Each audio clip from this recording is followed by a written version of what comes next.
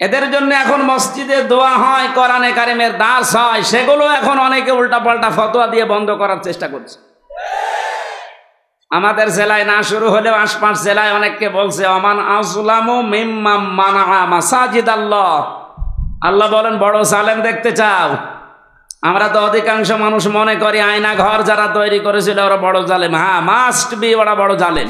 বৈষম্য বিরোধী ছাত্র আন্দোলনে নিহত এবং আহত মানুষের সুস্থতা কামনা। আউযু বিল্লাহি মিনাশ শাইতানির রাজীম। বিসমিল্লাহির রহমানির রহিম। يا أيها الذين آمنوا اتقوا الله وكونوا مع الصادقين صدق الله العظيم. عن أبي هريرة رضي الله تعالى عنه قال قال النبي صلى الله عليه وسلم اتق دعوة المظلوم فإنها ليس بينه وبين الله حجاب. رواه مسلم. وما زادهم إلا إيمانا وتسليما. اللهم صل على سيدنا مولانا محمد.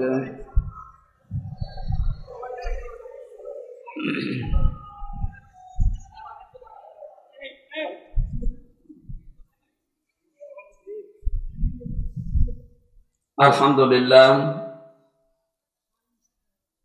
প্রাণপ্রিয় জেলা কুষ্টিয়া কুমারখালী থানার অন্তর্গত শিলাদা ইউনিয়ন পরিষদ মাঠে বৈষম্য বিরোধী ছাত্র আন্দোলনের নিহত শহীদদের মাগফিরাত এবং আহতদের সুস্থতা কামনায় মহাবিশ্বের মহাবিশ্বয় আমাদের মালিকের মুখের পবিত্র বাণী কোরআন কারীম তাফসীরুল কোরআন মাহফিলের স্বনামধন্য সভাপতি, মাহফিলের প্রধান অতিথি শাইখুল মাশায়েখ, বাংলাদেশ জামাতে ইসলামী কুষ্টিয়া জেলা শাখার শ্রদ্ধাভাজন আমির, জননেতা অধ্যাপক মাওলানা আবুল হাশিম, এতক্ষণ পর্যন্ত যারা আলোচনা রেখেছেন মাওলানা হুসাইন আহমেদ মাহফুজ সহ অনেকগুলো সম্মানিত ব্যক্তিবর্গ আপনারা দেখতে পাচ্ছেন। আমার ডানে বামে অত্র এলাকার যারা সর্বজন শ্রদ্ধাভাজন ব্যক্তিত্ব বসে আছে। আমি একটা একটা করে নাম ধরে দোয়া করলে অনেক সময় লাগবে, এমনিতে আমাদের সামনে সময় খুব কম।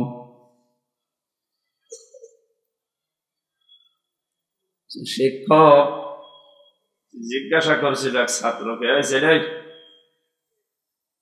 গোট বানান কর।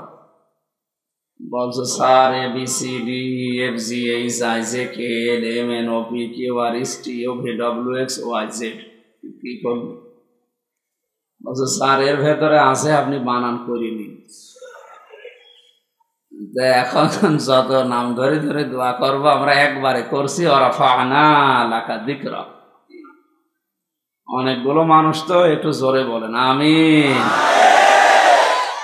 সামনে বসা মুসলমান ভাইরা, পর্দার আড়ালের সম্মানিতা মা এবং বোনেরা, প্রাণ প্রিয় কুষ্টিয়াবাসী, আল্লাহর দরবারে শুকরিয়া জানাচ্ছি যিনি আমাদের একটা মুক্ত পরিবেশ তৈরি করে দিলেন এদেশে। এই পরিবেশটা যেন আরো মুক্ত হয় সেজন্য যা করণীয় এই সমস্ত কাজের প্রস্তুতিমূলক কোরআনে কারিমের আজকের আয়োজন। যাদের উদ্দেশ্যে দিয়েছেন আপনারা লিখে দিয়েছেন বৈষম্য বিরোধী ছাত্র আন্দোলনে নিহত এবং আহত মানুষের সুস্থতা কামনায়। শব্দ দুইটা দিয়েছেন, নিহত এবং আহত। এইটা বৈষম্য দূর করার জন্য পৃথিবীতে আমরা জানি যুগে যুগে নবীদেরকে আল্লাহ যে পাঠিয়েছিলেন যে সমস্ত উদ্দেশ্য নিয়ে, তার ভেতরে এইটাও ছিল। তারা বৈষম্য দূর করার জন্য এসেছিলেন। এইটা থাকার কারণে আজ হাজারো মানুষ আমরা নীরবে জুলুমের শিকার হয়েছিলাম। বাংলাদেশের প্রত্যেকটা দিক এবং বিভাগে আমরা দেখতে পেয়েছি যোগ্যতা থাকার পরেও বৈষম্যের শিকার হয়ে দুর্বিষহ জীবনযাপন করে চলেছিলাম, বিশেষ করে এই 17 বছর। কথা বুঝতেছেন? দেওয়ালে যখন একেবারে পিঠ ঠেকে গেছে তখন আমরা শেষ পর্যন্ত দাঁড়িয়েছি যে না, এই বৈষম্য আর চলতে দেওয়া যাবে না। বিশ্ববিদ্যালয়ে আমরা জানি অনার্স মাস্টার্সকে যারা যে মানুষগুলো ফার্স্ট ক্লাস ফার্স্ট হয় তাদেরকে শিক্ষক হিসাবে রেখে দেওয়া হয়। তো বাস্তবতা এমন জায়গায় পৌঁছিয়েছিল, আপনি ফার্স্ট ক্লাস ফার্স্ট না, তার উপরেও যদি কিছু হয়ে থাকে, আপনার ব্যাকগ্রাউন্ড যেটা আছে দলীয় পরিচয় যদি না থাকে, আপনি ফেরেশতা আজরাইল জিবরাইল হলেও আপনাকে ওই জায়গায় দেবে না। অথচ যে জায়গায় যে চেয়ারটা, এখানে যদি ওই রকম যোগ্য মানুষ না বসিয়ে, যার রোল নাম্বার 71, কত ছেলে এসে বই খাতা ব্যাগ ম্যাগ সব নিয়ে হেড স্যারকে বলছে, স্যার হয় ছুটি দেন না আমি গেলাম। মানে হেড স্যার তাকিয়ে দেখছে যে পজিশনে আছে, ওরা ছুটি দিলেও যাবে না দিলেও যাবে। তার রোল নাম্বার কত? স্যার 71। 71 মানে ক্লাসে ছেলে মেয়ে কয়টা? 71টা। 71টা ছেলে মেয়ে, ওর রোল নাম্বার 71। ও খুব ভালো ছাত্র, ওর জীবনে কোনো উদ্দেশ্য আছে, কোনো এম আছে?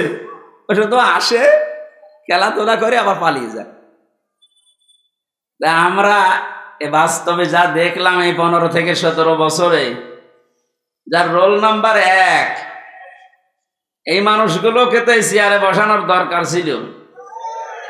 অথচ শুধু বৈষম্য বৈষম্য শব্দটা যে কত নিকৃষ্ট শব্দ, বাস্তবে আমরা এখন টের পাচ্ছি। সব জায়গায়, শুধু শিক্ষা ব্যবস্থা না, প্রত্যেকটা দিক এবং বিভাগে এই শুরু হয়ে গিয়েছিল। এই জুলুম অত্যাচারের বিরুদ্ধে যে মানুষগুলো জীবন দিয়ে গেল, বিশেষ করে আবু সাইদ সহ, মুগ্ধ ভাই সহ যতগুলো মানুষ জীবন দিয়েছে, এদেরকে আল্লাহ শাহাদতের সর্বোচ্চ মাকাম যেন দান করে। এই জায়গায় যেন কেউ ফতোয়াবাজি করবেন না যে না ওরা একেবারে মারা গেল, তো শহীদ হয়েছে। কে বলেছে শহীদ হয়নি? পানিতে ডুবে মরলে যদি শহীদ হয়, আগুনে পুড়ে মরলে যদি শহীদ হয়, দেওয়াল চাপা পড়ে মরলে যদি শহীদ হয়, অ্যাক্সিডেন্টে মরলে যদি শহীদ হয়, জালেমের জুলুমের সামনে নিজের জীবনটা যে দিয়ে গেল, সে শহীদ হবে না? মানে এই কথা বলছেন, মাস্ট বি, আপনাকে বলাই লাগবে শহীদ। যদি কেউ স্বীকার না করেন, মুখ দিয়ে বলতে না চান, এ কথা কখনো বলবেন না যে ও মারা গেছে। শহীদরা মরে না। বালা হায়াউন ইনদা রাব্বিহিম ইউরযাকুন, আল্লাহ বলেন ওরা জীবিত এবং আমি আল্লাহর কাছে খাবার খাই। খাবার খেলে আমরা জানি মা শরীরে রক্ত গোশত তৈরি হয় না, হয় না? এটা যে হয় তার প্রমাণ নবীজির চাচা হযরতে হামজা রাদিয়াল্লাহু তাআলা আনহু, তাকে 70 টুকরা করেছিল। তার লজ্জাস্থান পর্যন্ত কেটে কেটে 3 টুকরা করেছে। এই ছেলে, এখানে দাঁড়িয়ে কি করে?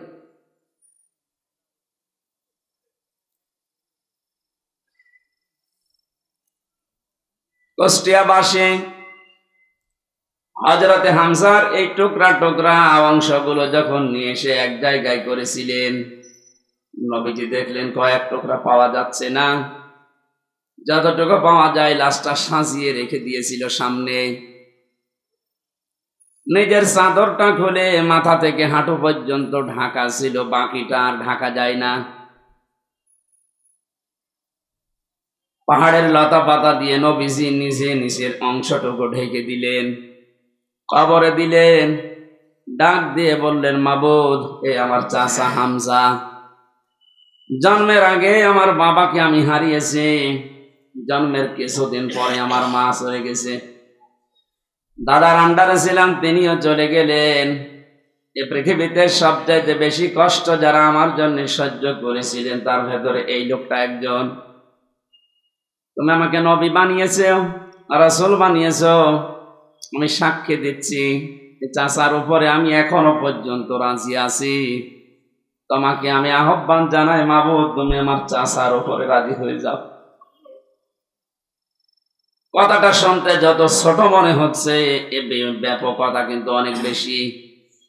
বিশ্ব নবী নিজে দাঁড়িয়ে বলছে, আল্লাহ এ চাচার উপরে আমি রাজি আছি, এখনো পর্যন্ত খুশি আছি, আল্লাহ তুমি নিজেও রাজি হয়ে যাও। আল্লাহ খুশি না হয়ে পারবে? নবীজিতে কোনোদিন কথা বলা লাগেনি, শুধু মনের ভেতরে কামনা আসলেই কবুল হয়ে গেছে। অথচ আজকে নিজে তিনি দোয়া করছেন। কবর দেওয়ার 30 বছর পর একবার তার কবর ভেঙে গিয়েছিল মদিনায় ব্যাপক ঢলের কারণে। এ রক্তের স্রোতধারা আসছিল। ছোটবেলায় যারা তার সাথে যুদ্ধ করেছিল আজকে তারা বড় হয়ে গেছে। এই মুরব্বী মানুষগুলো রক্ত অনুসন্ধান করতে গিয়ে দেখে 30 বছর আগে মুহাম্মদ রাসূলুল্লাহর চাচা হযরতে হামজা রাদিয়াল্লাহু তাআলা আনহু উহুদের ময়দানে জীবন দিয়েছিলেন। যেখানে যেখানে কাফেরেরা তাকে টুকরা টুকরা করেছে, ওই জায়গাগুলো দিয়ে ফিনকি দিয়ে রক্ত বের হচ্ছে। মুসলমানেরা যদি খাবার উনি না খাবে, আল্লাহ যে রিজকের কথা জানিয়েছেন, বালাহয়াউন ইনদা রাব্বিহিম ইউরসাকুন, তারা জীবিত এবং আমি আল্লাহর কাছে তারা রিজিক পায়। ওরা যদি রিজিকই না পাবে তাহলে আমার শরীর থেকে রক্ত আসলো কোত্থেকে? আমি 4 দিন আগে ছিলাম গাইবান্ধার গোবিন্দগঞ্জে। ওখানে সাব্বির নামে ইসলামী ছাত্র শিবিরের এক ভাই 1 মাস আগে শহীদ হয়েছিল। আজকে 5 তারিখ। গত মাসের 5 তারিখে শাহাদত বরণ করার পর প্রায় 26 দিন পরে কবরটা ভেঙে গিয়েছিল। যারা আমাকে নিয়ে গিয়েছে তারা বলছে ওই কবরে এখনো পর্যন্ত তাজা রক্ত বের হচ্ছে। এদের শাহাদত শব্দটা অনেক কঠিন এবং গুরুত্বপূর্ণ শব্দ।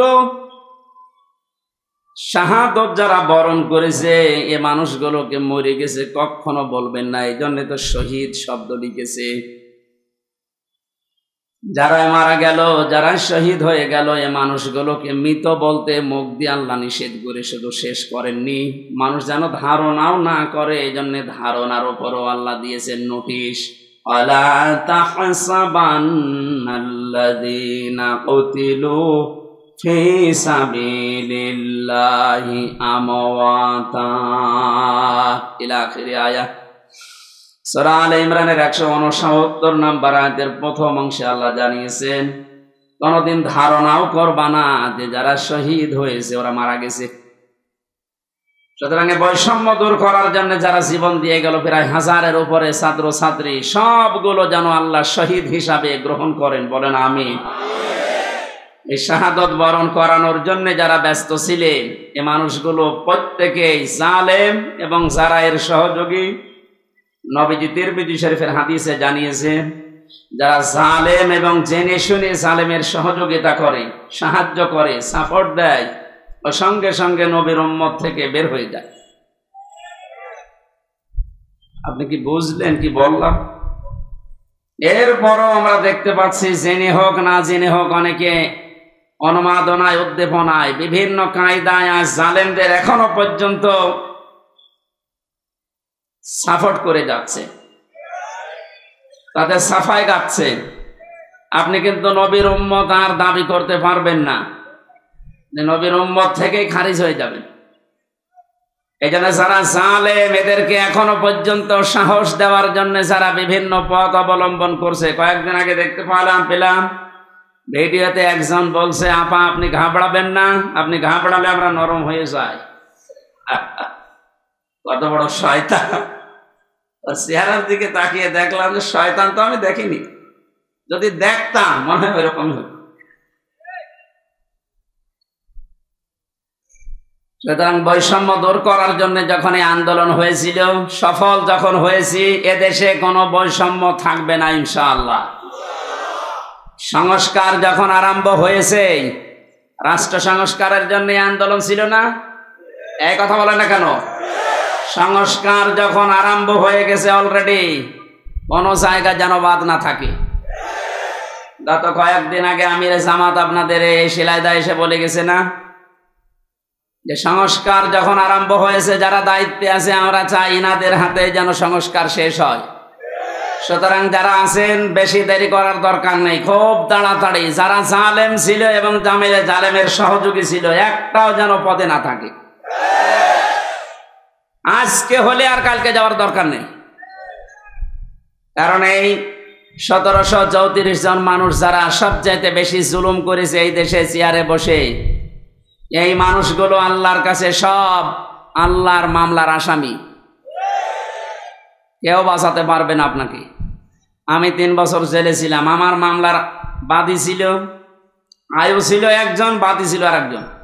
বাদী ছিল সরাসরি রাষ্ট্র, এই জন্য আমার এত দেরি হয়েছে। তাছাড়া মামলা ওটা যদি সাজাও লাগিয়ে দিত সর্বোচ্চ 3 মাসের বেশি আমার রাখার কথা ছিল না। অথচ গত পরশুদিন আমার মামলা সব পুরা ঠিসমিস করে দিয়েছে, কিচ্ছু নেই, সব শেষ। আমি মনে করলাম জিজ্ঞাসা করে বিচারপতিকে, স্যার আপনি তো আগে ছিলেন, 3টা বছর আমার এই মামলা 30 থেকে 31 বার পর্যন্ত উঠেছে, একবারও জামিন দিলেন না। আজকে একেবারে বলছেন যে এর ভেতরে কোনো মাল ম্যাটারেস নেই, কি দেখে বিচার করবো? দা মানুষ তো আপনি একই আছেন আগে থেকে। তো আমার মনে হয় এর কথা বলতে বাধ্য হইতো যে কি করবো, হাত বাঁধা ছিল। কথা বলেন না কেন? একটা রাষ্ট্র কত বড় দুর্নীতিগ্রস্ত হলে জাতীয় মসজিদের খতিব পর্যন্ত পালিয়ে যায়। এটা থেকে আজ করা যাচ্ছে যে আমরা কোথায় ছিলাম। দেখেন এই লোকটার হাত আজকে খুলে গেছে। এতদিন যে লোকটাকে বারবার অ্যাডভোকেট যারা, উকিল যারা, ব্যারিস্টার যারা কত রিকোয়েস্ট করেছে, কত যুক্তি দেখিয়েছে যে একজন পরিচিত মানুষ, এ তো গোপনে কিছু করে না, এরপরেও বলেছে না কিচ্ছু করার নেই, হবে না, যান। মাসের পরে মাস না, 3 মাস 4 মাস 6 মাস পরে একটা ডেট দিতে ভাবে। অথচ টাকা পয়সা দিয়ে এগিয়ে এগিয়ে এগিয়ে গিয়ে 30 থেকে 31 বার তুলেছে, দেয়নি। এই লোকটা গত কয়েকদিন আগে সেভাবে সব দিয়ে দিলে, এই যে মোবাইলটাও দিয়েছে, 3 বছর আটকিয়ে রেখেছিল, গত পরশুদিন দিয়ে দিয়েছে। আমি ভাবলাম যে আল্লাহ, এইরকম হাত বাঁধা লোক এদেশে আর নেই, আছে মানে সব জায়গায়। সুতরাং হাত যাদের খুলে গেছে, আপনি যেন আর হাত বাঁধা না হয় এই কাজ করবেন। আর যারা দায়িত্ব পেয়েছেন আপনাদের আহ্বান জানাচ্ছি, সংস্কার খুব তাড়াতাড়ি শুরু করেন, নয়তো মাঝে মাঝে কিন্তু ইস্যু তৈরি করে ওরা বিশৃঙ্খলা করবে। তৈরি করার চেষ্টা চালিয়েছিল হিন্দুদেরকে দিয়ে, আলে পানি নেয়নি। এক কথা বলছে না কেন? আনসারদের দিয়ে আক্রমণ চালানোর চেষ্টা চালিয়েছে, কিন্তু হালে পানি নেয়নি। দেশের মানুষ বুঝে ফেলেছে 42,000 আনসার নিয়োগ হয়েছে কয়েক বছরে, তার ভেতরে 35,000 গোপালগঞ্জের। 42,000-এর 35,000 যদি হয় গোপালগঞ্জে, তা আমরা কি ঘাস কাটছি? এই জন্য বৈষম্য বিরোধী আন্দোলনে যে কথাগুলো ছিল, যে দফাগুলো ছিল, সবগুলোর সাথে আমরা একমত। বিশেষ করে শেষ কথা, যেটা শেষ দফা, 1 দফা এসেছিল যে আমরা জালেমের পদত্যাগ চাই। আল্লাহ এই দাবির সাথে আল্লাহ নিজেও ছিলেন। আমার তো মনে হয় শুধু ছাত্ররা না, এদের সাথে আল্লাহ আবাবিল পাঠিয়েছিলেন। আল্লাহ রাব্বুল আলামিন যেহেতু সব কিছু সংস্কার চলছে, খুব তাড়াতাড়ি যেন এই 1634 জন যারা বসেছিলেন, অধিকাংশই পালিয়েছে, বাকি একটাও যেন না থাকে, যারা এতদিন পর্যন্ত বৈষম্যের শিকার হয়েছে, তারা যেন এখন এই চেয়ারগুলোতে বসে।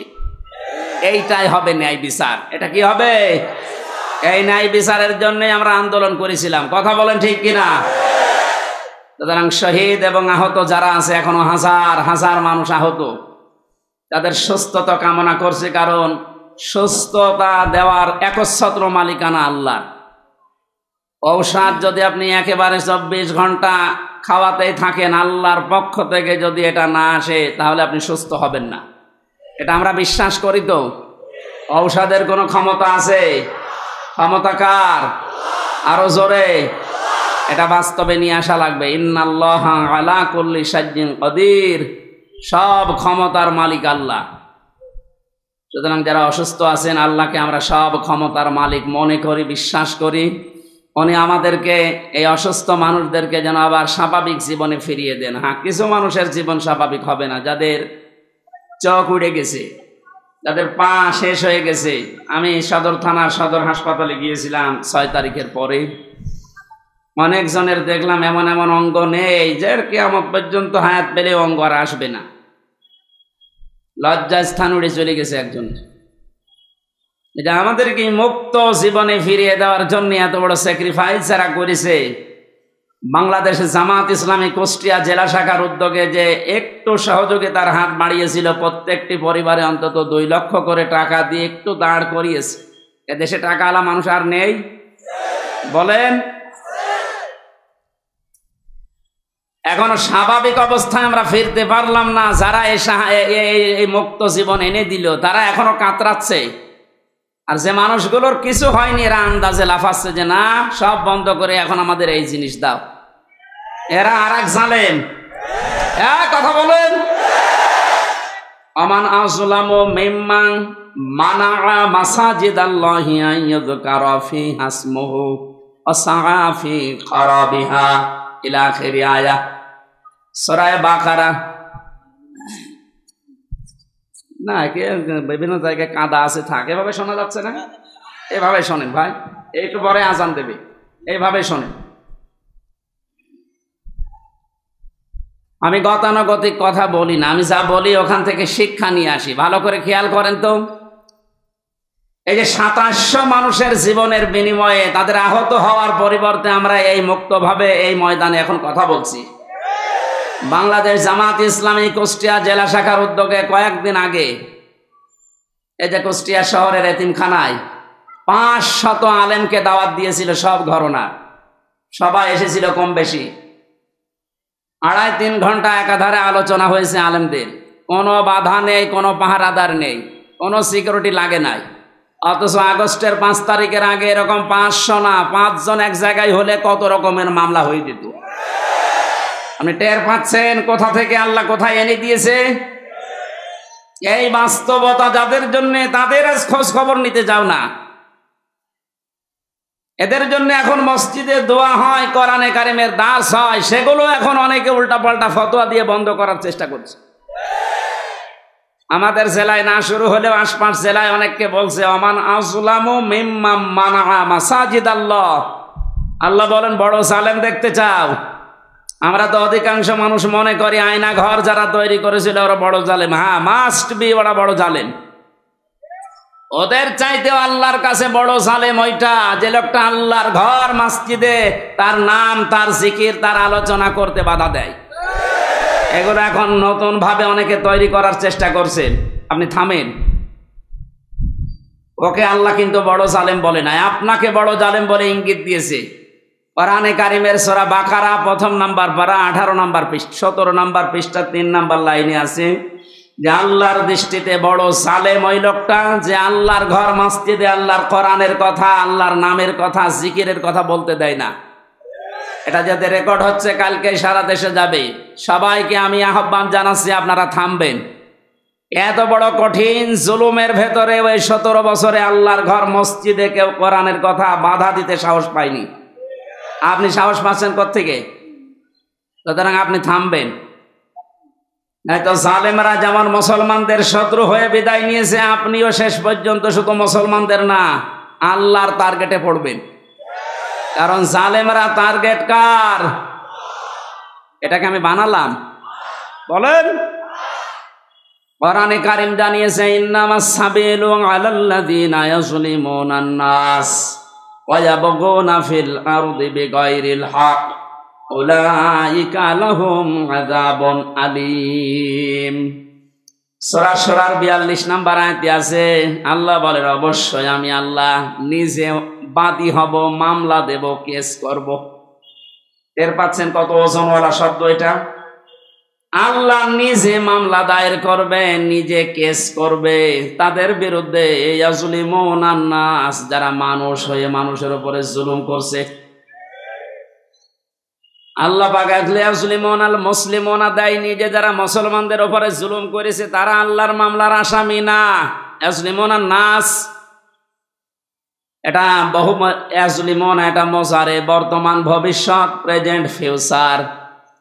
এখন যারা জুলুম করছেন, ভবিষ্যতেও যারা করবেন, আপনি কিন্তু এদেশে হামজার মামলার আসামি না, আপনি সরাসরি আল্লাহর মামলার আসামি। আমি আপনাকে বাঁচাতে এসেছি, এরপরও যদি উল্টা বোঝেন নিজের কপালে নিজে আগুন লাগাবেন। আমার কথার অর্থ বুঝতেছেন নাকি আন্দাজে ঠিক বলেন? আলহামদুলিল্লাহ। সুতরাং আবার আহ্বান জানাচ্ছি, বৈষম্য বিরোধী ছাত্র আন্দোলনের সংস্কার করার জন্য যারা উদ্যোগ নিয়েছিল, যাদের দায়িত্ব আমরা দিয়েছি, আপনারা খুব তাড়াতাড়ি করেন, কারণ এই জালেমরা যতদিন পর্যন্ত এখানে থাকবে ততদিন পর্যন্ত নতুন ইস্যু তৈরি করার চেষ্টা চালাবে। যারা পৃথিবী শান্ত হয়ে যাওয়ার পরও অশান্ত করার জন্য চেষ্টা চালায়, এই মানুষগুলো আয়াতের দ্বিতীয় শব্দে তারাও আল্লাহর মামলার আসামি। ওয়ায়াবগুনা ফিল আরদি বিগাইরিল হক। পৃথিবী শান্ত হয়ে যাওয়ার পরে যারা অশান্ত করার জন্য বিদ্রোহ করে বেড়ায়, সংখ্যালঘুর নাম নিয়ে যা শুরু করেছিলেন, আমিরে জামাত অলরেডি ঘোষণা দিয়েছে এদেশে কোনো সংখ্যাগুরু নেই। সুতরাং এই ইস্যু বাদ দেওয়া লাগবে। এদেশে সংখ্যাগুরু সংখ্যালঘু আছে না? নেই। এদেশে যে জন্ম নিয়েছে সেই এদেশের বৈধ নাগরিক। আমি আমির হামজা ৯৬% মুসলমানদের ভেতরে যেমন অধিকার পাবো, একজন হিন্দু ৪%, তাতে কি সে একই অধিকার পাবে? এক কথা বলছেন। এটা যখন বুঝে ফেলেছে, দেখছে না এ তো হালে পানি নেয় না, ওটা বাদ দিয়েছে। এরপরে নামিয়েছে ডাক্তারদের, ওটাও পারছে না। এরপরে নামিয়েছে আনসারদের, ওটাও যখন পারে না, আমার মনে হয় ওদের যা চরিত্র, কিছুদিন পরে গলন্দ ঘাটের এই বেশ্যাদের নামাবে। খুব সাবধান থাকা লাগবে। আমি একটু খোলামেলা বলে ফেললাম, কারণ চরিত্র ওদের ওইরকমই, ওদের যা চরিত্র ওই রকমই। ইমান যাদের ভেতরে আছে তারা 3টা কাজ কখনো করতে পারে না, এটা কোরআনে কারিম জানিয়েছে। সূরা ফুরকানের ভেতরে আছে 19 নম্বর পারার 4 নম্বর পৃষ্ঠা 14 নম্বর লাইনে। আপনি বাড়িতে যে তাফসীর মিলিয়ে দেখবেন, ইমান যাদের আছে কয়টা কাজ করতে পারে না? আরো জোরে। এই 3টা কাজ যদি করে ফেলে তাদের শাস্তি আল্লাহ দেবেন ডবল। এই এখানে গল্প বন্ধ করো, একেবারে নড়াচড়াও বন্ধ। ওয়াল্লাযীনা লা ইয়াদউনা মা'আল্লাহি ইলাহান আখার। আল্লাহ পাক বলেন, ঈমান যাদের আছে এই পৃথিবীতে তারা আল্লাহ বাদে অন্য কাউকে ডাকতে পারে না।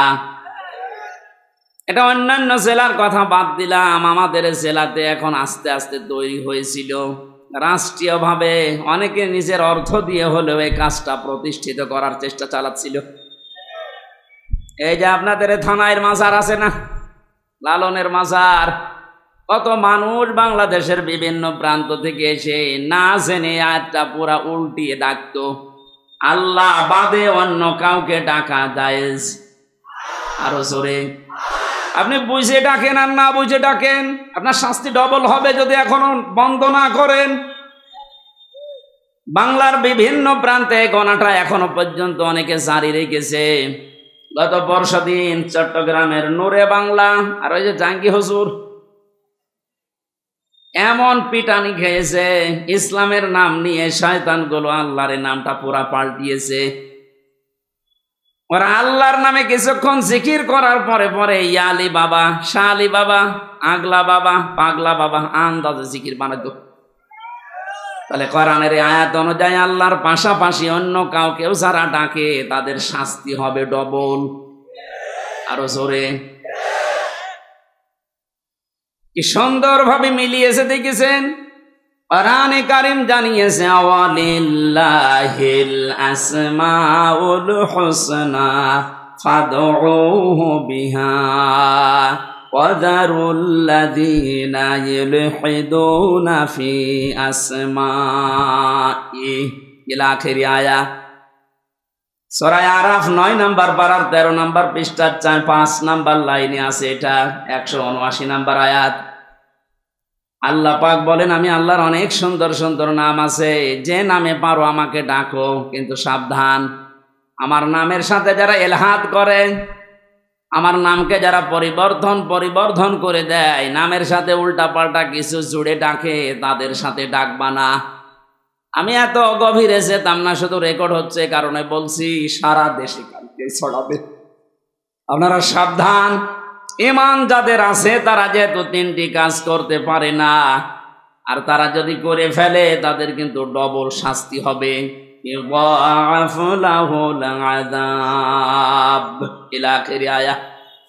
আল্লাহ পাক বলেন তাদের শাস্তি আমি ডবল দেব। 1 নাম্বারের গোনা পেলাম যারা আল্লাহর সাথে অন্য কাউকে ডাকে।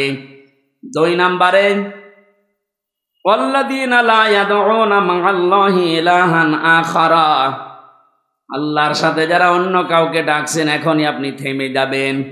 2 নাম্বারে এই পৃথিবীর ময়দানে কোনো মানুষ যেন জিনা না করে।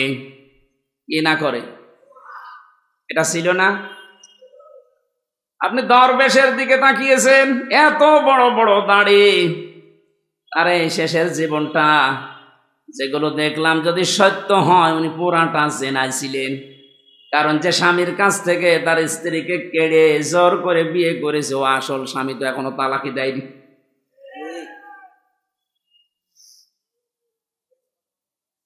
এজন্য আমাদের সাবধান থাকা লাগবে। আমাদের ঈমান যাদের ভেতরে আছে এরকম কোন গুনাহ যেন আমাদের ভেতরে না আসে। মুমিন মরে যেতে পারে কিন্তু জিনা করতে পারে না। শুধুমাত্র লজ্জা স্থানের জেনাটাই জেনা না, হাতের জেনা আছে, মুখের জেনা আছে। হাতের জেনা কি? কোন বেগানা মহিলাকে আপনি হাত দিয়ে যদি স্পর্শ করেন জেনা করার গুনাহ হবে। চোখ দিয়ে যদি ওই রকম নিয়তে দেখেন তাহলে জেনা করার গুনাহ হবে।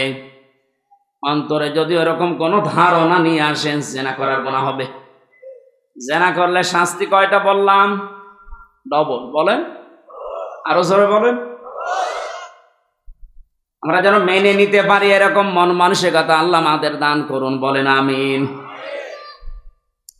আমি আবার বলছি, শেষ কথা, বৈষম্য বিরোধী আন্দোলনে যে সমস্ত দফাগুলো ছিল সংস্কার করার জন্যে, এটা রেকর্ড হচ্ছে বলে বারবার বলছি, যারা আছেন তাড়াতাড়ি করেন, নয়তো এরকম কুলু আবার তৈরি করবে।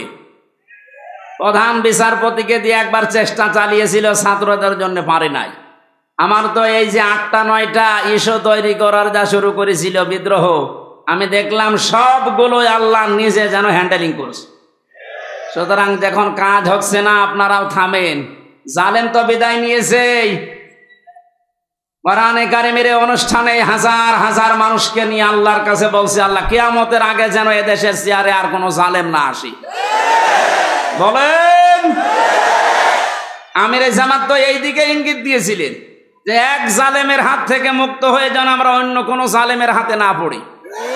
অথচ কিছু মানুষ নিজের দিকে এটা নিয়ে উল্টা পাল্টা ফতোয়া দিচ্ছে। আরে ভাই, আপনার নাম বলেছে, তাহলে আপনি নিজে অবশ্যই ঠাকুর ঘরে কে রে, আমি তো কলা খাইনি। আপনার নাম বলেছে যে আপনি এই চেয়ারে বসলে আপনি জুলুম করবেন, তার মানে আপনি করবেন, এই জন্য আপনার ভয় হচ্ছে। ওনার দূরদর্শিতা সম্পর্কে আপনি জানেন না, তাই উল্টা পাল্টা ধারণা করেন। আমি ওইদিকে আর গেলাম না। সুতরাং আমরা যেন সাবধান থাকি।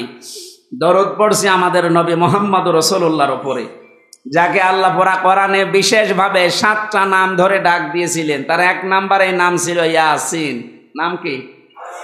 এখানে কুমারখালী ফাজিল মাদ্রাসা এবং আশপাশের দাখিল আলিম মাদ্রাসার কত সুপার সহ সুপার মাওলানা বসে আছে। ইয়াসিন এটা আল্লাহর ঘোষণা দেওয়া শব্দ। ইয়া হরফে নেদা, ইয়া মানে হে, সিন মানে সাজ্জেদ, সাজ্জেদ মানে নেতা। তাহলে আল্লাহর ঘোষণা দেওয়া নেতা এই পৃথিবীতে মাত্র একজন। কয়জন? শব্দের ব্যাখ্যা করতে গিয়ে তাফসিরে কাবির আল্লামা ফখরউদ্দিন রাজি রহমতুল্লাহ আলাইহি লিখেছেন, ইয়াসিন শব্দের 5টা অর্থ আছে। ইয়াসিন মানে সাজ্জেদুল আলামিন, সাজ্জেদুল বাশার, সাজ্জেদুল কাউনাইন, সাজ্জেদুল আম্বিয়া, সাজ্জেদুল মুরসালিন। তার মানে আল্লাহ বোঝাতে চেয়েছেন, পৃথিবীর মানুষেরা যদি মনে করো যে আমি পৃথিবীতে বাস করি, নবীকে আমার মানাই লাগবে, অন্য কোনো জগতে গেলে আর মানা লাগবে না। না, ইয়াতানাজ্জালুল আমরু বাইনাহুন্না, প্রত্যেকটা আসমানে আমার আল্লাহর বিধিবিধান নাজিল হচ্ছে। ওই সমস্ত সৃষ্টির জন্য আলাদা বিধান আছে। কেউ যদি মনে করে আমি মঙ্গল গ্রহে বাস করি, আমি চাঁদের দেশে থাকি, আমার তো ওখানে নবীকে নেতা মানা লাগবে না, আদর্শ মানা লাগবে না, না। এই জন্য সাজ্জাদুল আলামিন দিয়েছেন বহু বচন। আপনি যে কোনো গ্রহে বাস করেন না কেন, সেখানে মুহাম্মদ রাসূলুল্লাহকে আপনাকে নেতা মানাই লাগবে। এই শব্দটা আমি কয়েকবার উচ্চারণ করলাম, খেলা করার জন্য না। আলেমরা বসে আছে, আহ্বান জানাচ্ছি তাদেরকে। আল্লাহর ঘোষণা দেওয়া নেতা যেহেতু একজন, এই জন্য এই নেতাকে মেনে নেওয়া নামাজের মতো ফরজ। এক কথা বলেন, এটা যারা ঠিক করতে পারছেন না, আপনার নামাজ হবে না।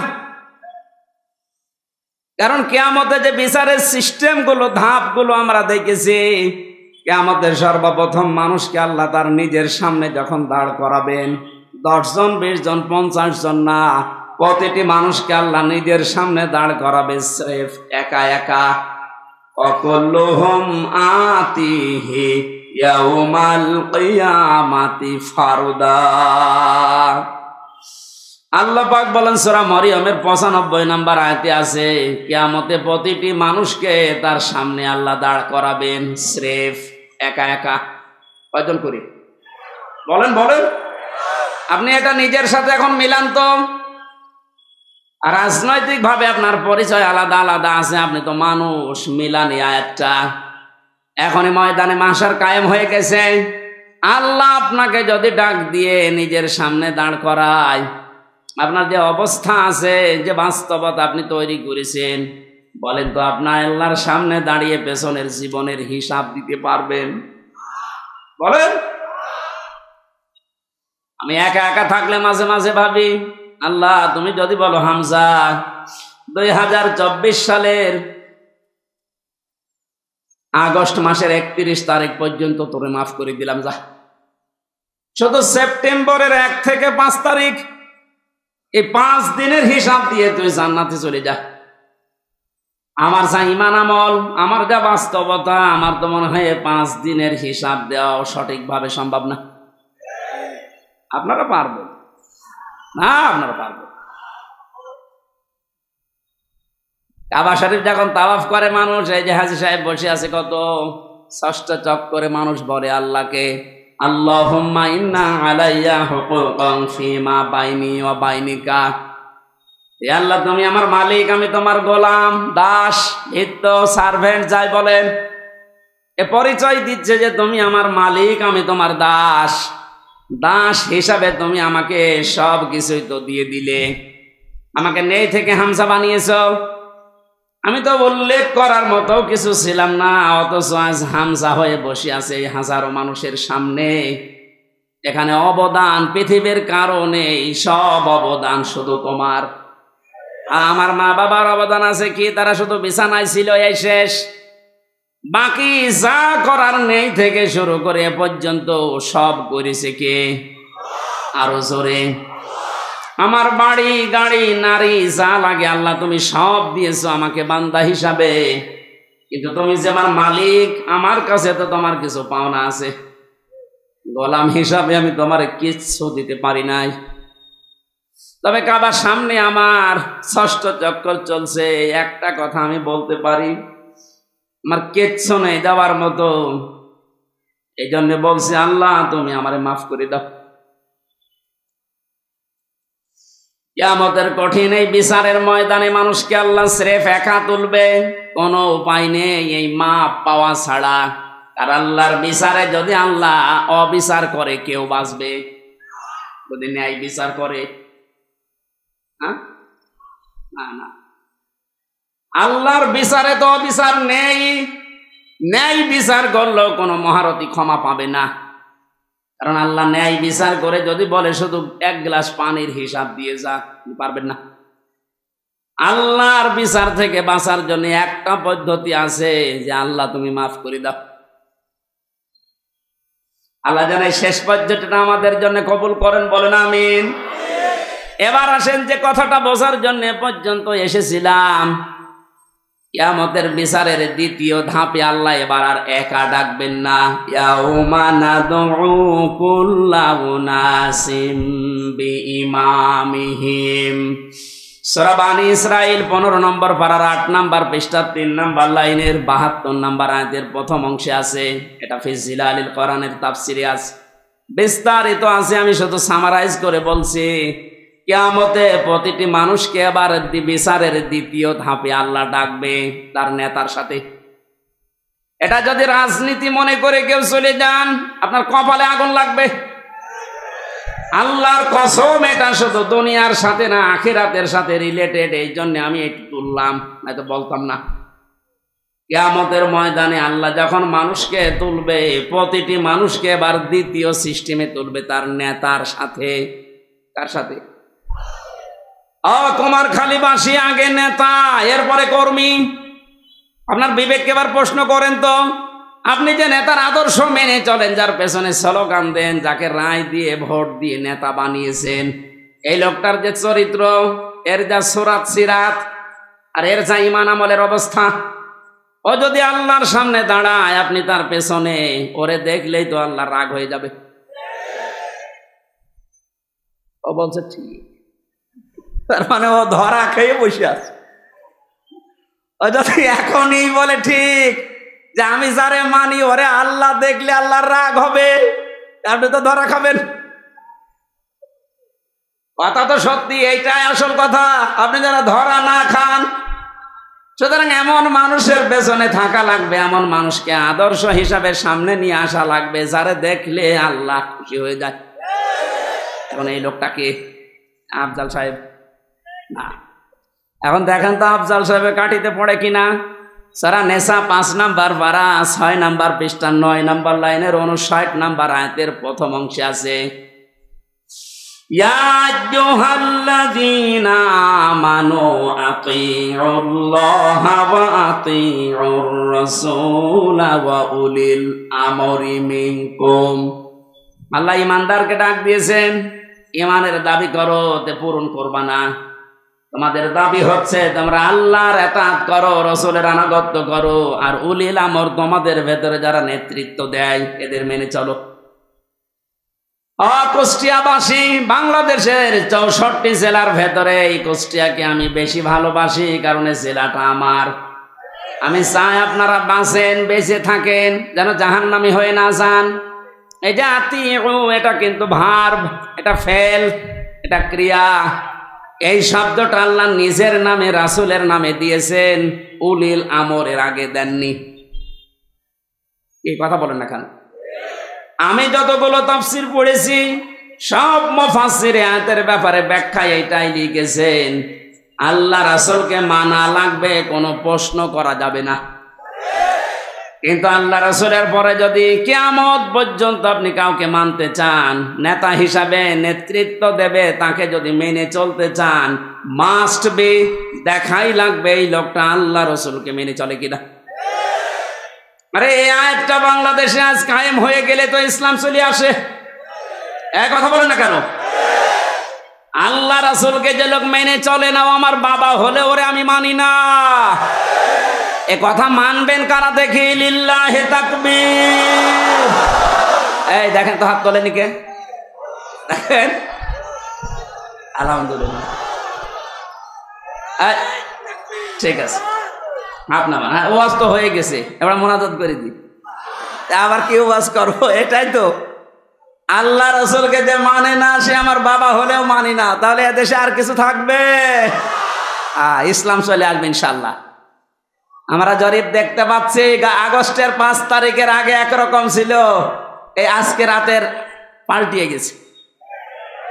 এই মাত্র 30 দিনে পুরা পাল্টিয়ে গেছে। 16 জন চাইতো এই দেশে ইসলাম রাষ্ট্রীয়ভাবে কায়েম হোক 5 তারিখের আগে। এখন জরিপ যেটা বলছে, এই 1 মাসের ব্যবধানে বাংলাদেশে এখন প্রায় 35 জন মানুষ চাচ্ছে দেশে ইসলাম কায়েম হোক। এটা যদি এভাবে চলতে থাকে, 51 জন যেদিন হবে, সেদিন কোনো মহারথী আর বাধা দিয়ে ঠেকাতে পারবে না ইনশাআল্লাহ।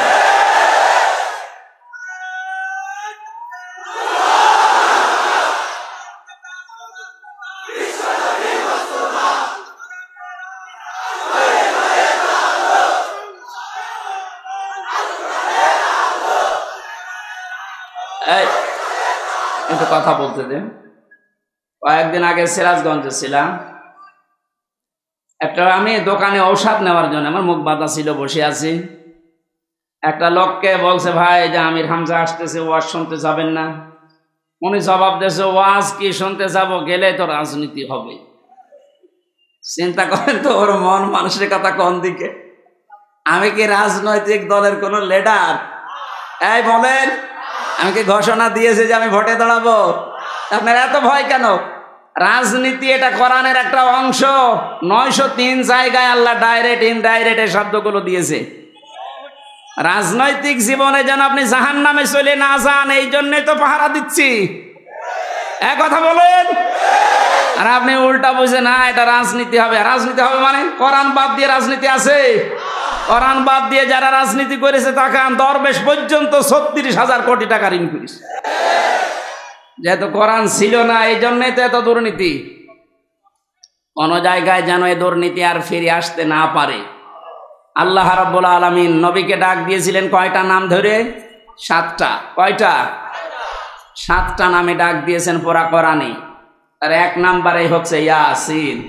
সুতরাং আপনি যদি পৃথিবীর কোন জায়গায় বাস করেন, আপনাকে নেতা হিসাবে, আদর্শ হিসাবে মানা লাগবে মুহাম্মদুর রাসূলুল্লাহকে। যদি বলেন না আমি পৃথিবীতে থাকি না, আমি থাকি মঙ্গল গ্রহে, ওইটা কার? বলেন বলেন। এই জন্য মুফাসসির দিয়েছেন সাইয়্যিদুল আলামিন, বহু বছর যেখানেই থাকেন সেখানেই নবীকে মানা লাগবে কিয়ামত পর্যন্ত। আল্লাহ আমাদেরকে, অনেকে বলে যে ইয়াসিন সূরা একবার পড়লে 10 খতম কোরআন শরীফের সওয়াব হয়। হ্যাঁ হয়। এর ভেতরে যে 83টা শিক্ষা আছে, আপনি তো একটাও মানেন না, কিসের সওয়াব হবে আপনার? এর প্রথম শিক্ষা এইটা যে ইয়াসিন আল্লাহর ঘোষণা দেওয়া নেতা। কয়জন? নেতা নেতা বারবার বলছে, মানে রাজনীতি মনে করছেন? এটা যদি রাজনীতি হয়, এইটাই রাজনীতি। বলেন বলেন। মুহাম্মদুর রাসূলুল্লাহ যতদিন পর্যন্ত খাবারের এই ঝুড়িকে আবু জেহেলের মাথা থেকে আবু বকরের মাথায় নিয়ে আসতে না পেরেছেন, ততদিন তিনি মানুষের মুখে হাসি ফোটাতে পারেননি।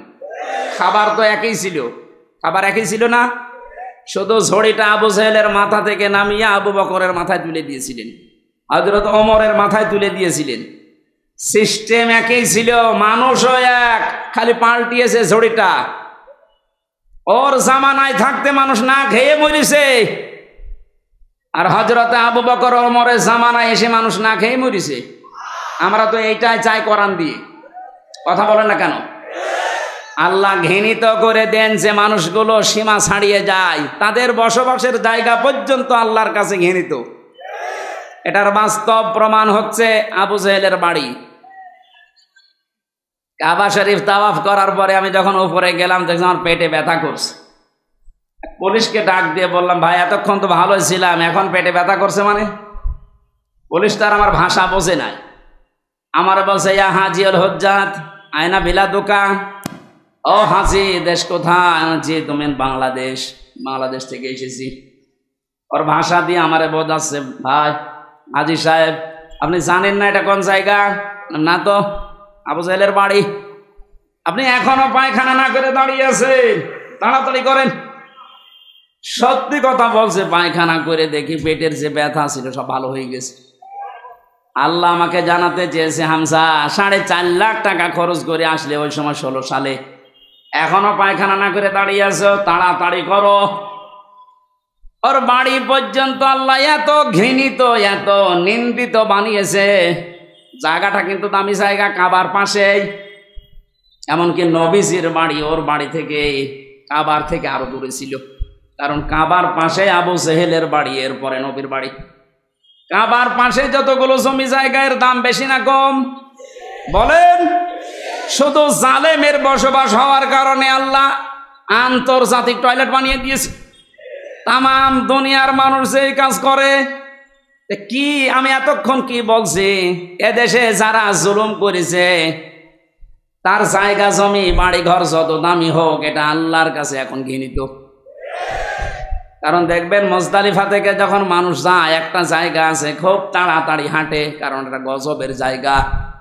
জালেমদের জায়গাগুলো এত বেশি ঘৃণিত, নিন্দিত, এত বেশি অপমানকর হয়ে যায় আল্লাহর কাছে, আল্লাহ ওইটাকে পর্যন্ত আর পছন্দ করে না, ওখানে জালেম থাকতো তাই। সুতরাং বাংলার কুষ্টিয়া জেলা সহ যত জায়গায় জালেমের বসবাস ছিল, আহ্বান জানাচ্ছি যারা দায়িত্বে আছেন এই জায়গাগুলো ইন্টারন্যাশনাল পায়খানা বানিয়ে দেন। একটু বেশি বলে ফেললাম, না বেশি হয়নি, এ কম হয়েছে। কারণ এই জায়গা থেকেই তো ইসলাম মানবতা ধ্বংস করার জন্য ওখানে বসে বসে দুর্বিসন্ধি করতো। কুষ্টিয়া এরকম জায়গা ছিল না, যেখানে যেখানে ছিল ওগুলো পায়খানা বানিয়ে দিন। মানুষ যেন কিয়ামত পর্যন্ত কুষ্টিয়া জেলায় যারা আসবে তারা যেন জানে যে জালেম তো একটা ছিল এই দেশে। আসিফ মাহমুদ নামে যে উপদেষ্টা কয়েকদিন আগে ঘোষণা দিয়েছে আয়না ঘর এদেশ থেকে যেন ধ্বংস করা না হয়, ওটা স্মৃতি হিসাবে রেখে দেন। সারা বিশ্বের মানুষ আসবে, মানুষ যেন জানে যে এই পৃথিবীর ময়দানে বাংলাদেশ নামে একটা দেশ ছিল, সেখানে একটা জালেম ছিল। মানুষ কত কঠিন হৃদয়ের হলে আয়না ঘর বানাতে পারে আমার মাথায় আজও ধরে না। আমান আজমির ঘোষণা শুনেছেন কয়েকদিন আগে, একটা মানুষ কত বড় কষ্ট পেলে কথাগুলো বলতে পারে বলেন। অনেকে বলছে আমরা মাফ করে দিলাম, হ্যাঁ মাফ করে দিয়েছেন ঠিক আছে, সারা দেশের 18 কোটি মানুষ যদি মাফ করে দেয়, আয়না ঘর যারা জড়িত ছিল, ব্যারিস্টার আরমানের বউ মাফ করবে না, জীবনও করবে না। আপনি ওই জায়গায় পৌঁছাননি তাই বুঝতেছেন না। আমি মাত্র কয়েকদিন ছিলাম মাটির নিচে। এতে আচরণ মানুষের, এখানে যারা থাকে এরাও কিন্তু মানুষ, এরা শুধু একটু উপরে উঠবে পদ পাবে এই কারণে এত কঠিন আচরণ করতো। মুফতি ফখরুল ইসলাম আমার সাথে ছিল যতদিন, উনি বলছিল ভাই আমারে নিয়ে এই পায়ের ভেতর দিয়ে হাত দিয়ে সামনে যে রড আছে রডের সাথে লাগিয়ে তালা লাগিয়ে দিত, 24 ঘন্টা তালা লাগানো। পায়খানা প্রসাবের জন্য মাত্র 1.5 মিনিট সময় দেয়, খাবারের জন্য অতটুকু সময় দিয়ে তারপরও যে খাবার 3-4টা তরকার দিয়ে মনে হচ্ছে কে মাখিয়ে দিয়েছে। জেলে আমার সাথে পাশাপাশি যখন বেড ছিল আমারে বলতো হামজা, আমার মাঝে মাঝে মনে হতো আল্লাহ ওরা আমাকে যদি মেরে ফেলো, কিন্তু এটা যদি একটু শুতে দিত। এই যে শুয়ে থাকা এটাতে কত বড় নিয়ামত আমি ওই 3 মাসে বুঝেছিলাম। একটা দিনও আমাকে কায়ত হইতে দেয়নি, 24 ঘন্টা ঘুমালে তাড়াতাড়ি আবার ডেকে দেয়।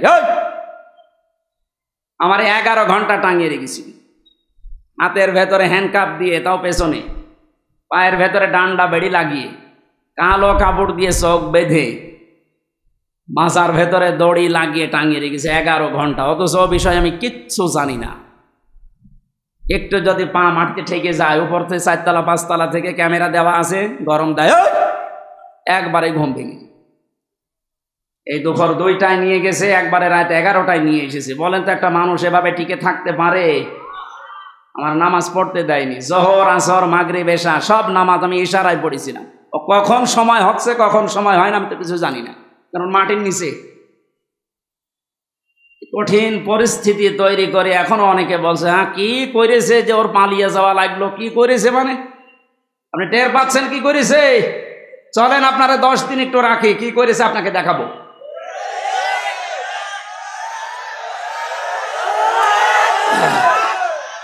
এই জন্যে তো জালেমের বিরুদ্ধে হামজার মামলা না, মামলা কার বলেন?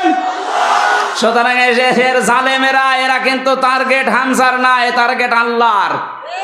এই জন্যে তো এত ভয়। যেদিন আমার রায় দিয়ে পুরা মামলা ঢিসমিস করে দিয়েছে, ওই দিন আমার মামলার আয়োকে কল দিয়েছিলাম। এতদিন ওরে আমি স্যার বলতাম, এখন তো উল্টা করে আমারে স্যার বলছে। কি হয়েছে? বলছে হুজুর মাফ করে দেন। মাফ করে দেন মানে? আমার ধরার পর আমার বাবার কাছ থেকে বলেছিলেন যে আর মামলা দেব না, 50 লাখ 10 লাখ টাকা দিন। আমার বাবা তো গ্রাম্য মানুষ, সঙ্গে সঙ্গে 8 লাখ টাকা দিয়েছে, ওই টাকাটা ফেরত দিন। এই কাউন্টার টেররিজমের যে কয়টা দায়িত্বশীল ছিল এগুলো মানুষের মধ্যে পড়ে না, এগুলো জানোয়ারের চাইতেও খারাপ। আমি নাম ধরেই বলছি, এই মনিরুল, এই আসাদুজ্জামান, ডিসি মান্নান, হারন তো 3 ইঞ্চি, ওর নাম মুখে উচ্চারণ করাও ঠিক না। এই শয়তান এত উপরে উপরে দেখাতো, রিমান্ডে এসে মনে হতো তো ফেরেস্তা, অথচ ভেতরে ভেতরে যে আলেমদের এত বড় ক্ষতি করিস। ওই যে ছোট হুজুর যেটা মাদানি, ও আমার সাথে প্রথমে দই মারছিল, আমারে বলছে হামজা ভাই আমারে নিয়ে গেল রাত 12:30টার দিকে হাতের ঝিলে, পোড়া উলঙ্গ করেছে আমারে, আমার হাতে সিগারেট ধরিয়ে দিয়েছে, আর দুই পাশে ব্যারিকেড দিয়ে কেন কোনো গাড়ি আসতে না পারে। একটা অর্ধ উলঙ্গ মেয়ে লোক কোথা থেকে নিয়ে এসে আমার পাশে দাঁড় করিয়েছে, ছবি তুলতেছে যে এটা সকালে ছেড়ে দেব, মানুষ বুঝবে দেশে যে হুজুর কত খারাপ। ও ছোট মানুষ, তো বয়স আমার সেম সেম, আমার 32 ও 30। ওই সময় হাউ মাউ করে কাঁদছিল ওই ফাঁসির কন্টেম সেলের ভেতরে। আমারে বলছে হামজা আমি তো একেবারে অসহায়, যে কেউ নেই। বললাম এক এসআই কে ডেকে, ভাই আপনারা তা করছেন এটাকে হারুন স্যার জানে? জানে না মানে উনি তো করছে। আচ্ছা, মজলুম অবস্থার দোয়া কবুল হয় আমার বিশ্বাস আছে। মন থেকে বড় দোয়া করলাম, আমার যা যা ওরা দেখেছে, আল্লাহ আমার সাথে যারা জড়িত এদেরকে তুমি ওইভাবে অপমান করো। আল্লাহ করায়নি। হারুনের রাস্তায় বের হওয়ার আর সম্ভাবনা আছে? ওর নাম এখন মানুষ হারুন ভুলে গেছে, ওর নাম এখন 3 ইঞ্চি। মহিলারা পর্যন্ত জিকির করছে 3 ইঞ্চি 3 ইঞ্চি। কত অপমান করবে আল্লাহ বলেন। সেদিন কুষ্টিয়ার জেলা আমির অধ্যাপক আবুল হাশেম সাহেব একটা আয়াতের ব্যাখ্যা করছিলেন আলেমদের সমাবেশ। অনেক জালেমরা মনে করেছিল চেয়ারে ছিলাম, এমন হয় আল্লাহ আমাদের ভালোবেসেই দিয়েছে। আমারে কুষ্টিয়ার সদর থানায় যেদিন ওই সে 11 সালে প্রথম গ্রেপ্তার করে, আমি সুদের বিরুদ্ধে বলেছিলাম, এই আমার অপরাধ ছিল। আমারে শিবির করে, শিবিরের ক্যাডার রক কাটি বেড়ায় আন্দাজে। এগুলো নিয়ে যখন নিয়ে গেল, আমারে বলছে ওসি সাহেব, ওই সময় আসাদুজ্জামান নামে এক ওসি ছিল, গোপালগঞ্জে বাড়ি। আমারে বলছে হুজুর কুলিল্লাহুম্মা মালিকাল মুলকি তুতিল মুলকা মান তাশা, এই আয়াতের অর্থ বলেন তো। বললাম আল্লাহ যারে চায় তারে ক্ষমতা দেয়, যারে চায় নামিয়ে দেয়। আমারে বলছে এটা আপনি মানেন তো? মানে না মানে? হাসিনা যে এখন আছে এটা আল্লাহ জায়গা মতো হাত দিয়েছে। শয়তান জাতে মাতাল হলো, তারা ঠিক আছে, কোন দিকে নিয়ে গেছে দিয়েছেন। কথা শেষ করার পরে আমি যেটা এখান থেকে বের করতে পারি, ওনারা বোঝাতে চায় যে আল্লাহ আমাদেরকে দয়া করে, ময়া করে, মহব্বত করে, ভালোবেসে এই চেয়ারে রেখেছে। আমরা যা করছি এ কোনো অসুবিধা নেই, আল্লাহ আমাদেরকে। এক কথা বলে না কেন? সূরা আলে ইমরান 4 নম্বর পারার 12 নম্বর পৃষ্ঠার 7 নম্বর লাইনের 178 নম্বর আয়াতে আছে, ওয়ালা ইয়াহসাবান্নাল্লাযীনা কাফারু আন্নামা নুমলি লাহুম খায়রুল লিআনফুসিহিম ইন্নামা নুমলি লাহুম লিয়াজদাদু ইসমা ওয়ালাহুম আযাবুম মুহিন। আল্লাহ পাক বলেন কাফেরেরা ধারণা করে যে ক্ষমতার চেয়ারে বিত্ত বৈভব, টাকা পয়সা, অর্থ সম্পদ আল্লাহ আমাদেরকে দিয়েছে ভালোবেসে মহব্বত করে। আল্লাহ পাক বলেন না, এগুলো এদেরকে দিয়েছি এদের পাপ যেন পরিপূর্ণ হয়ে যায়। পরিপূর্ণ হয়েছে না হয়নি? হয়েছে বলে আল্লাহ আয়াতের শেষে দিয়েছেন লাহুম আযাবুম মুহিন, তাদের জন্য আমি অপমানজনক শাস্তির ব্যবস্থা করে রেখেছি। এদেশে আলেমদের বিরুদ্ধে যারা সোচ্চার ছিল সবচাইতে বেশি, এই কালামানিক, এত বড় অপমান আল্লাহ করেছে, ওর বিসি পর্যন্ত আউট করে দিয়েছে। ওদের একটা অংশ থেকে যেন ডাবিং করে বলছে ওরা আমার বিসিতে মারলো কেন? আর কি অপমান হবেন আপনি? ও এখন যে অবস্থায় আছে আমার মনে হয় ওর মরে যাওয়া ভালো। কথা বলেন। এই জন্য আহ্বান জানাবো, যাদের নেতা ঠিক নেই, আদর্শ ঠিক নেই, আপনি ফিরে আসেন। আপনি কিন্তু জাহান্নামে যাচ্ছেন। আপনি যাই ভুল বোঝেন আর মনে করেন, আল্লাহ আপনাকে হেদায়েত দান করুন, আমিন। সূরা তাওবার 119 নম্বর আয়াতটা আমরা পড়েছিলাম। কোন সূরা? এর নামকরণ, শানে নজুল, ঐতিহাসিক প্রেক্ষাপট এবং বাস্তব 9টা শিক্ষা আছে আয়াতের। এবং এখান থেকে তাফসীর আকারে যে কথা বলতে আরম্ভ করবো, এখন কি সময় পাবো? তো আজকে মাহফিল আছে ত্রিমোহনীর পাশে, ত্রিমোহনী, কুষ্টিয়া ত্রিমোহনীর পাশে। রাত্রে এসার পরে আমি উঠবো, আমার মনে হয় তাফসীর আকারে ওখানে কথা বলবো। আজকে আমাদের আব্দুল গফুর সাহেব আছে প্রধান অতিথি, ওখানে আপনারা দাওয়াত দিয়ে গেলাম, যাবেন। খুব সংক্ষেপে করছি। ইয়া আইয়ুহাল্লাযীনা আমানু, আল্লাহ ঈমানদারকে ডাক দিয়েছেন। আমরা ঈমানদার না বেঈমান? আমাদেরকে আল্লাহ ডাক দিয়েছেন ইত্তাকুল্লাহ, আমাকে ভয় করো। আল্লাহকে ভয় করলে 9টা ফল পাওয়া যায় দুনিয়ায়, আখেরাতে পাওয়া যায় 27টা। এই বিষয়ের উপর আজকে আমরা ওখানে কথা বলছি। আকুনু মা'আস সাদিকিন, তোমরা সত্যবাদীদের সঙ্গে থাকো কাজে এবং কর্মে।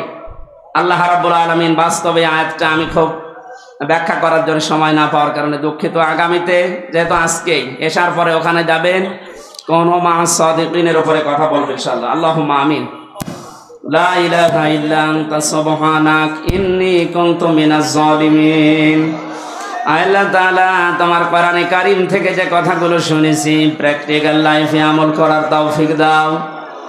এদেশটা বহু মানুষ তো চালিয়েছে, আমরা দেখলাম। কোরআন দিয়ে চললে কেমন দেখা যায় এখনো দেখি নাই।